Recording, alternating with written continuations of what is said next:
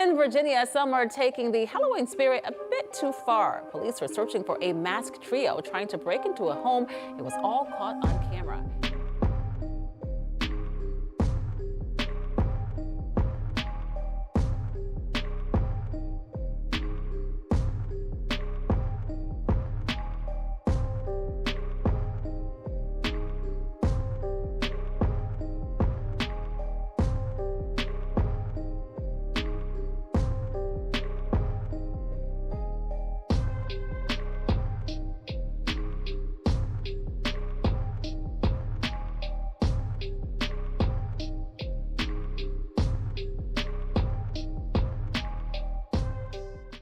I previously stated that we would identify those that was involved in this event.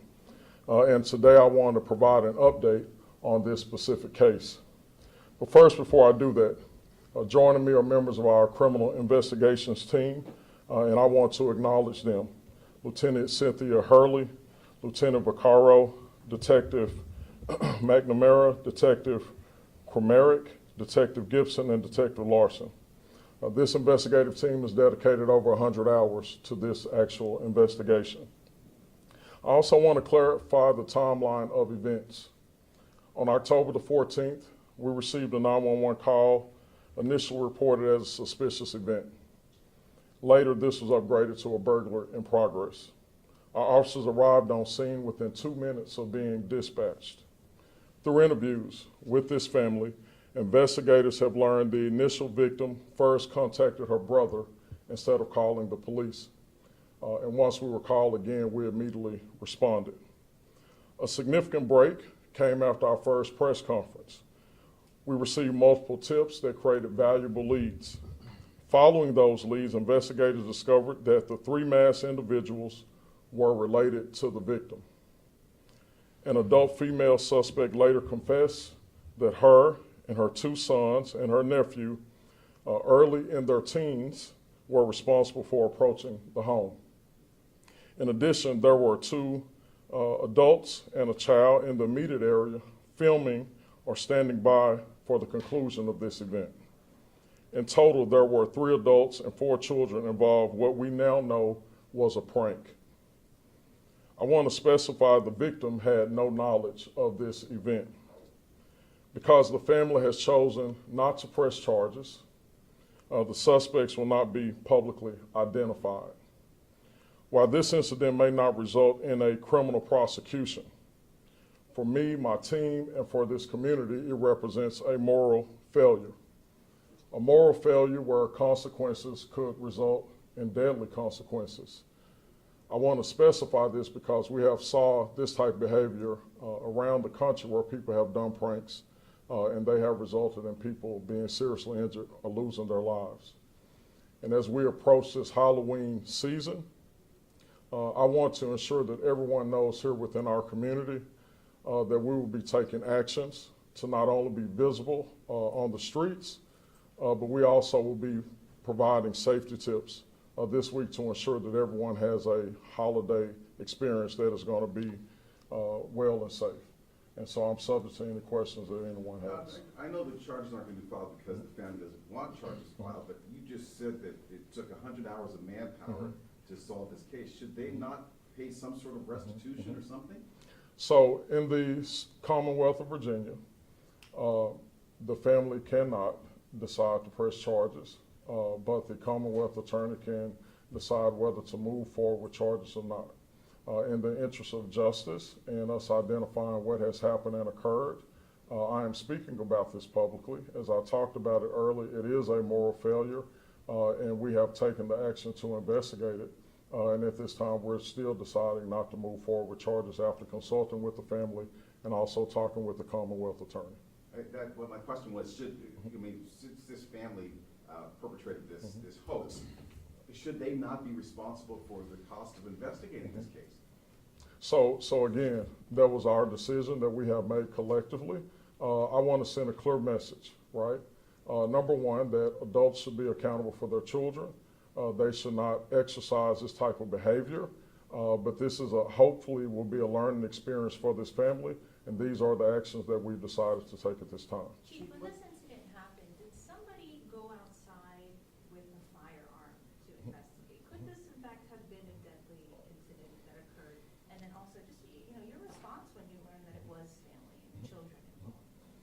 So I think you're absolutely right to ask that question. What we do know is that the victim in this incident called her brother.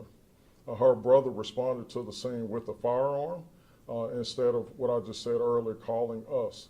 And so absolutely it could have resulted deadly. We know that the persons were at the door. Although it was a prank, they were making threatening comments. And I think that the victim called a family member who she believed was close.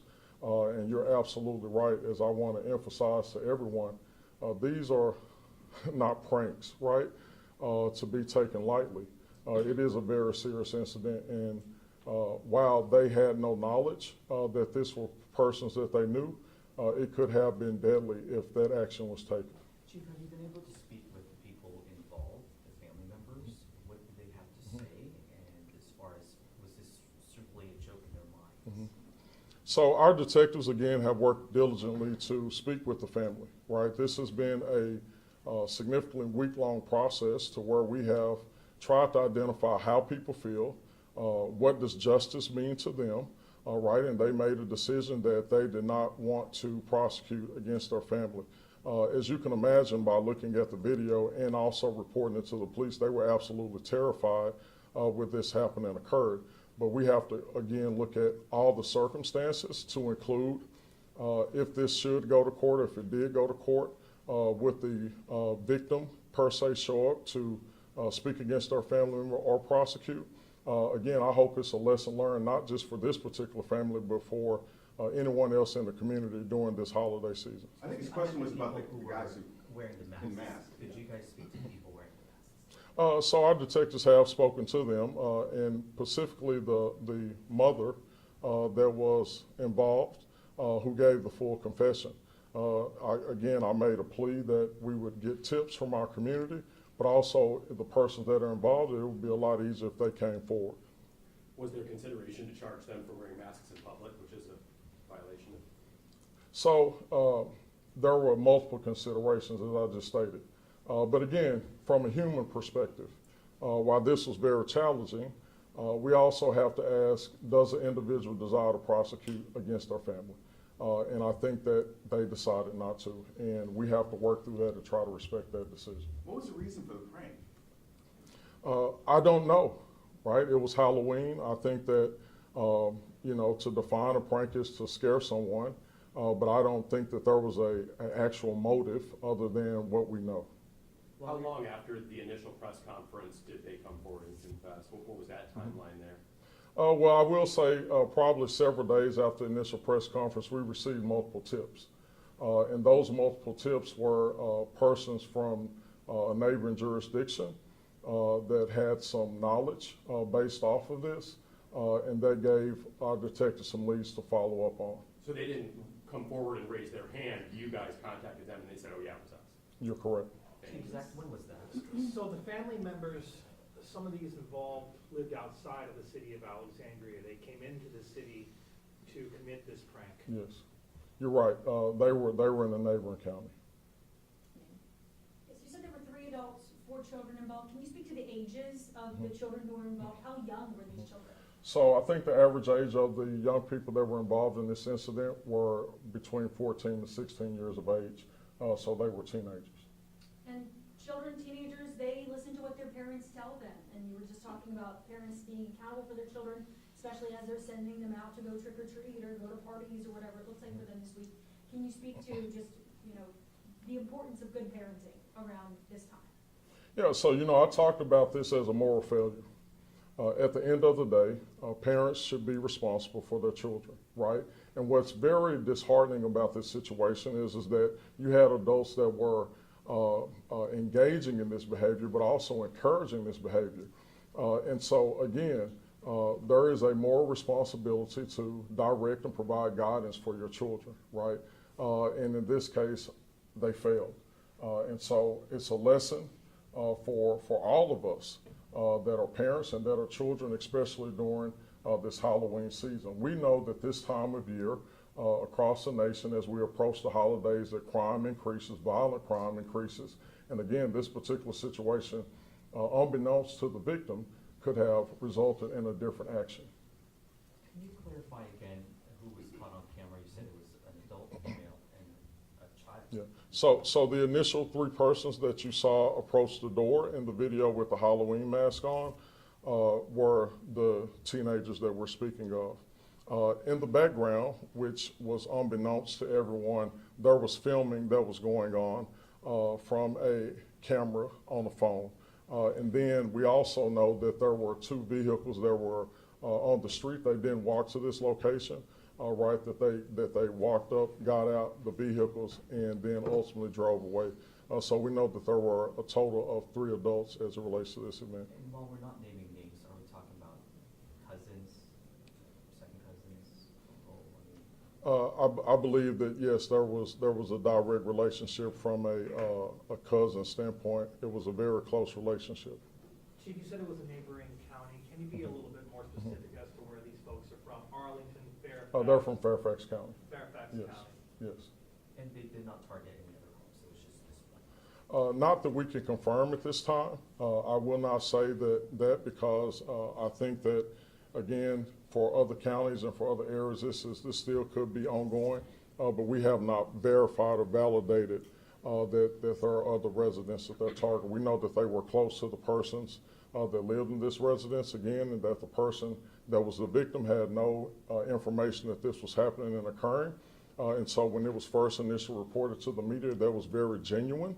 And our investigators, again, taking those leads, following up on those leads, were able to identify that they had a relationship to this family. Chief, why do we have to wait so long to hear about this? If it was a prank, why didn't these family members just come out immediately and say, it's a joke, everybody, it's a prank? Like, why do we have to wait so long to hear this from you, sir?